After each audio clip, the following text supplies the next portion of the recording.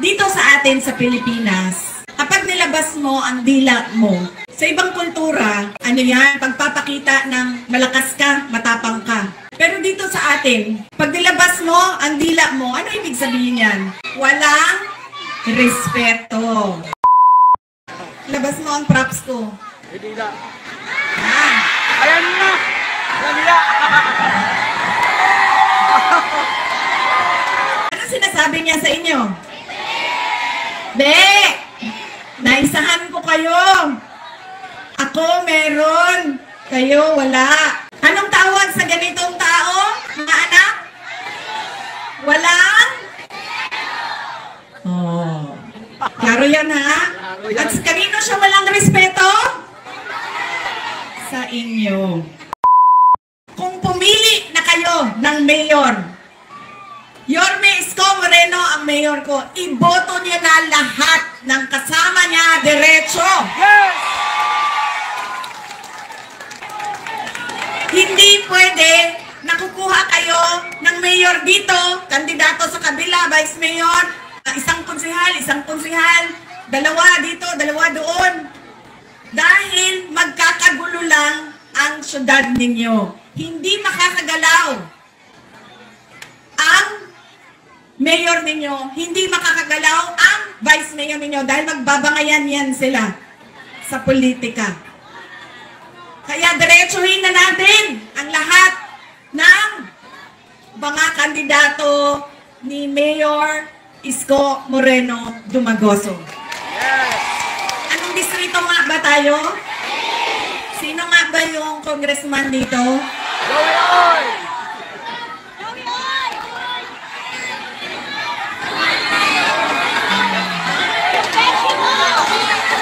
Abante, Nick! Alam nyo, kagabi, nandun ako sa kabilang distrito. Hindi ko alam anong number ng distrito na yon. 3.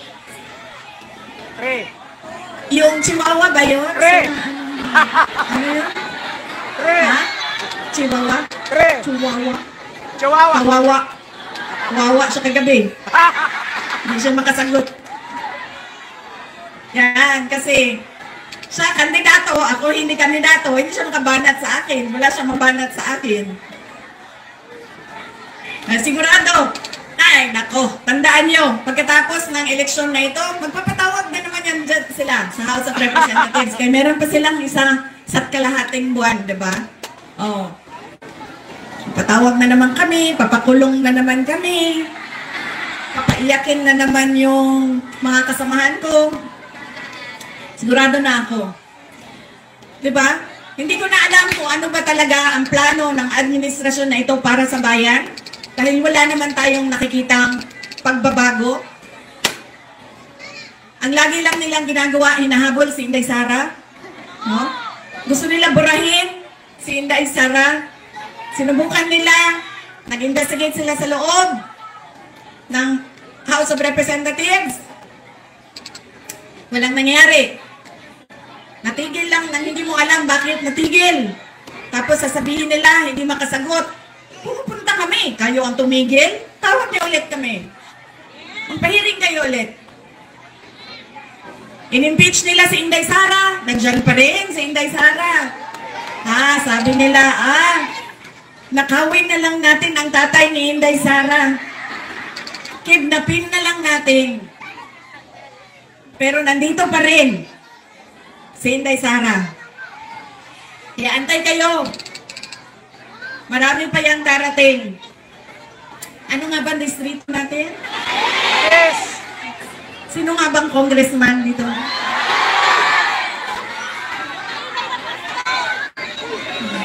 Kagabi, doon sa distrito ni Kawawa. Ano? Chihuahua? Chihuahua. Doon. Kawawa.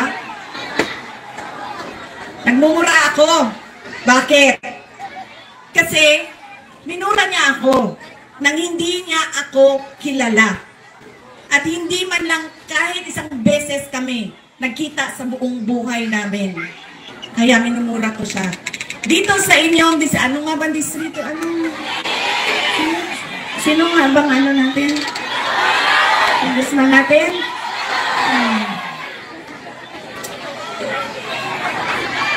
yung distrito ninyo ay nagdadasal ang inyong congressman. Kaya hindi po ako magmumura dito ngayon. Gagamitan ko po kayo ng pagdarasal. Unahin na po natin, seryoso ito, mamaya na yung unahin na po natin ang pagdarasal para sa kaluluwa ni Pope Francis. Dahil namatay po ang ating Pope at kailangan natin na magdasal. In the name of the Father, the Son, the Holy Spirit. Amen. Lord, we pray for the eternal repose of the soul of our beloved Pope Francis. May you grant him eternal rest beside you, O Lord. Amen. In the name of the Father, the Son, the Holy Spirit. Amen. Hindi po ako magmumura. Dadasal po ako ngayong gabi. Alam nyo, dito sa atin sa Pilipinas, kapag nilabas mo ang dila mo, sa ibang kultura, pagpapakita ng malakas ka, matapang ka. Pero dito sa atin, pag nilabas mo ang dila mo, ano ibig sabihin yan? Ako, yan nga, sa pastibila. Ha? Ay, nako, mga bata, anong tawag yan? Walang respeto. Anong tawag yan sa inyo? Belat, di ba? Dila yan sa... Dila. Di ba? Bakit? Ang mga bata ang gumagawa niyan eh. Bakit ginagawa yan ng bata? Di ba yung pang-aasar? At ano pa? Parang sinasabi ng bata, Be, sa'yo, nasa akin lahat, ikaw wala. Be, panalo ko, ikaw wala. Ganyan, sa kultura nating mga Pilipino.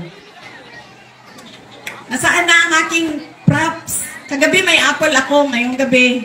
Nasaan na? Jo, labas mo ang props ko. Hindi na. Ah. Ayan na! Ayan na!